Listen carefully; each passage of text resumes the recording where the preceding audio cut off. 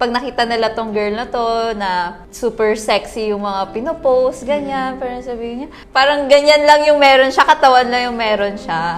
Ganun yung mga na-encounter natin. Yeah. Hindi tayo magiging inclusive society kung i-others yung mga tao na mas expressive. Parang i-acknowledge pa rin natin na kayang makipagsabayan ng mga babae.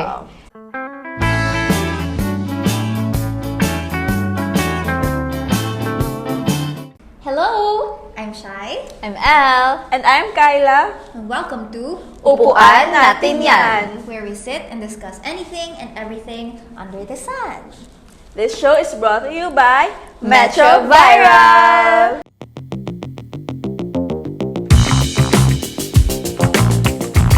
Kaya pansin mo nga, tayo ngayon, puro Mga babae. Ay! Bakit kaya? Ano bang meron ngayon? Graduation. Ay. Ang galing. Summer? March, kasunod ng February. Ang alam ko kasi, pag March, Women's Month. Oh! Kaya- Women! Girl power! Ang theme ng International Women's Month ay We for Gender Equality and Inclusive Society. Hot topic siya. I mean, hindi naman, lagi namang hot topic ang pagiging babae. Oo. Kasi naniniwala ba kayo na hanggang ngayon may Inequality, Oh. of course. Oo naman. Parang kahit hindi mo naman, hindi siya loud, pero makikita mo pa rin eh. Yeah. Somehow, talagang makikita mo May yun. experience mo din. Experience Somehow. mo. Mga babae sa Pilipinas, takot pa rin maglakad-lakad sa gabi. Oo. Kasi, Oo. kunwari sa ibang bansa, nakikita mo sa movies na chill-chill lang sila, naglalakad kapag gabi, nagjo-jogging. Pero Safe. dito sa Pinas, hindi mo magagawa yun eh. Lalo na, pag kunwari yung clothing mo, di ba? Yung pag-dress mo, parang, kahit sabihin mo na confident ka pa din sa mga sinusuot mo, mafe-feel mo pa rin na parang kailangan mo maging kasi careful. Kailangan mo maging careful pa din. Mako-call out. Kailangan mo pa rin protektahan yung sarili mo sa kahit anong suot na susuotin mo. Yeah. Tapos isa yun sa mga issue na kailangan talagang itakel. Kasi hindi magiging equal ang mga babae at lalaki or ang mga tao kung yung tingin mo sa mga babae is kunwari objectify mo. Oo. Kasi tao din yan eh. Nakakaano kasi, ina-explain lang din namin na kailangan siyang i-address ng mga tao. Tsaka kasi, parang hindi pa rin siya nasusolusyonan. Parang all through those years pa rin na na-discuss yung mga ganong issues. Parang wala pa rin resolution. Parang ano na, ganda pa rin ba May tayo? kukunti, pero parang ang tagal bago Ang tagal na-approve talaga. yung bill na Anti-discrimination. anti-discrimination. Pati yung sa safety for women and children in public. Ah. May ganun eh. So, Yung mga bawsi, ganyan. yeah, tapos ang hirap kasi nga, hindi mo madedenay na marami pa rin na-experience ng pambabastos. 2024 na. Ang gusto lang namin bilang mga babae ay marespeto bilang isang tao. True. Equal rights, opportunity, and Yeah. treatment. Tsaka hindi pa rin natin makomprehend na bakit ganito pa din tayo. Kasi lahat naman tayo may nanay, lahat tayo nagkakaroon ng kapatid na babae. Kahit nga actually sa household mo, hindi mo malalaman na may disrespect pa rin sa mga babae. Pero kasi hindi mo pa rin makomprehend bakit ganun pa din. Yeah. Kasi ano yun, selective yung pagiging marespeto nyo sa babae na porket relative nyo or kadugo nyo, dun nyo lang re-respetuhin tapos yung ibang tao hindi. So parang ano na? Siyempre, iba-iba tayo ng way ng pag-express ng sarili. Ngayon, may isang babae na gusto, mas confident siya kapag sexy or revealing yung suot niya. Gusto niya i-flaunt yung curves niya, gano'n. Tapos merong isang babae na mas tawag ng ibang tao, mas decente. Dahil lang mas covered siya. Covered. So, sana wala na rin yung ganong thinking. Yeah. Kasi iba-iba tayo ng pag-express ng Express ng sarili sarili. natin. Sana wala na yung mga ganong narrative na sabihin nila mas liberated yung ganito kasi mas hubadera sila o kaya minsan pag nakita nila tong girl na to na super sexy yung mga pinopost, ganyan, parang sabihin niya, parang ganyan lang yung meron siya, katawan lang yung meron siya. Ganon yung mga na-encounter natin. Yeah. Hindi tayo magiging inclusive society kung i-others yung mga tao na mas expressive or mas iba yung pananaw or pag-express sa sarili. Dapat feel safe, valued, and respected. Kahit anong type of gender yan. Well, bigay na din natin sa ibang gender na sana ganun din tayo sa kahit sa mga men na parang hindi natin din titignan na kunwari, yung mga nagpo-post na, ay, ang sarap! Objectify. Hindi natin i-objectify na, ay, ang sarap In naman general, yan, lahat ng ang ano gender. naman yan. Tsaka dahil na-bring up na nga yung gender, gusto ko rin sabihin sa mga na i-respect din na trans women are women. In relation dun sa Equal. equality, alam niyo ba yung 299 na issue? 299. Medyo na... 299 na ring? Yung sing-sing. Oh. Grabe, naging trending nun eh. Ikaw, Masakit ano ba daw. opinion mo dun? Masakit. Kasi syempre, di ba, parang yun na yung nagsisimbolize ng love nyo. Tapos, kung di mo ma-afford yung mahal, paano pa kaya pag nagkaroon tayo ng family? Makatipirin mo. So, parang hindi ka pa ready for the future. Ikaw, ano opinion? Ako kasi, may side na nag-agree ako sa iba, may side din na hindi ako nag-agree. Kasi I believe na parang depende sa relationship nyo. Kung tingin nyo, matagal nang pinaghahandaan yung kasal or super important niya sa inyong dalawa ng partner mo, importante talaga yung sigsing. Kasi yun yung nagsisignify kung kano ang ka-importante sa tao. Pero okay lang sa akin yung ano, kasi kung gusto ko ng simple. So, more on preference din talaga. Pero sana wag i-criticize na dapat ganito yung gusto mo. Kasi iba-iba naman tayo ng preferences. Parang Sinasabi ano, kasi ng dapat iba, parang nagiging materialistic yung mga babae kasi nga, mas binibase nila dun sa price ng ring. Siyempre, yung ilan sa mga babae, syempre sinasabi lang nila, in-express lang din naman nila na yung value, kung paano mo, kasi parang yun na din yung reflection ng wedding or yung kung paano mo siya binavalue. Sa akin kasi, parang depende naman siya kung talagang pinaghahandaan nyo ngayon niya, kung gusto nyo, parang kung gano'n nyo tignan or binavalue din yung wedding. Siguro kailangan mo din paghandaan. And also, kung alam mo naman na nag-earn ka talaga ng medyo kaya mo naman beyond dun sa 299, edi ibigay mo na kasi minsan lang yun eh. Oo, tsaka iba yung feeling kapag kunwari nag-aano sa luho or bumibili Oo. ng mga mamahaling bagay, tapos biglang sa singsing 299 lang yung True, kaya yun mo din. spend. Kasi di ba, mako-compare mo yun eh. Nakakabili ka nga ng sapatos na So, tigsi 6,000, tapos di ba? Tapos 299. 299. I-weigh nyo din kung ano ba yung value nito and yung taong pagbibigyan mo. Kung kaya mo naman, edi go kasi pwede mo siyang pag-ipunan, paghandaan. Kasi preparation din, di ba? It's the thought that counts pa rin eh, na parang pag naisip mo, oh, pinaghandaan niya. Parang mas nakakatuwa ngayon na, oh, pinag-ipunan niya to. Talagang big deal sa kanya to. Yeah. Tapos may ano daw dun eh, yung may kampihan, merong isang girl na nagtatanggol dun sa 299 at merong isa na ayaw. Tapos yung isa, parang less attractive daw siya than the other girl.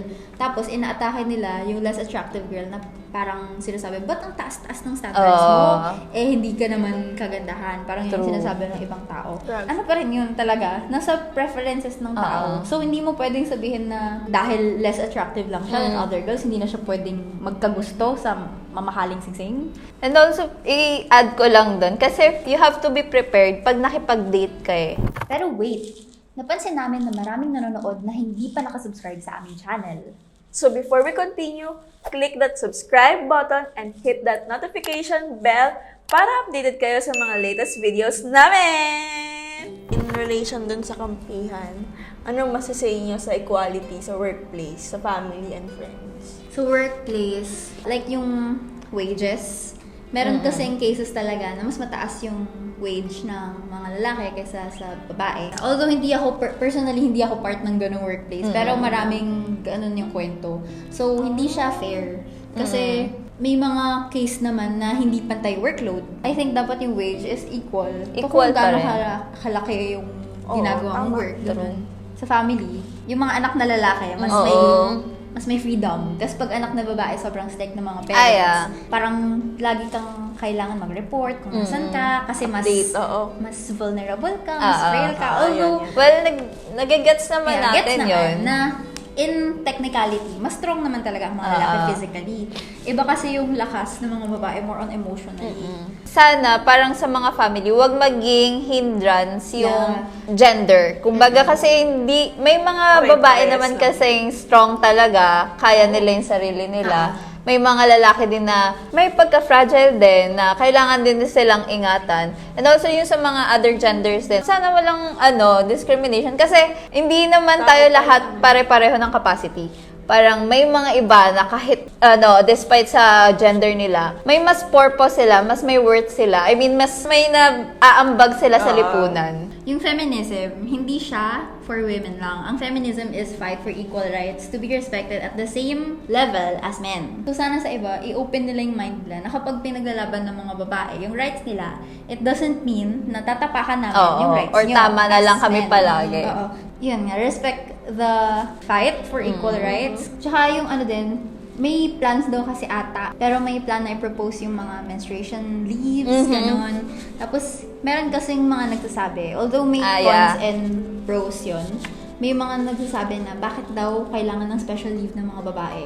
Pero kasi, kapag na-experience nyo yung menstruation na parang hihimatayin ka na sa sakit, kasi ang raming nagsasabi na bakit kailangan nila ng special leave? So special ba ang mga babae? It's not that we're special. Kailangan ng Consideration. Kailangan ng consideration. Extra consideration na. Oo. Kasi aminin naman namin na hindi naman every time na magkakaroon, masakit talaga. Yeah. So, hindi siya like to take advantage. Kasi hindi natin alam na kailan ba talaga siya magiging worse.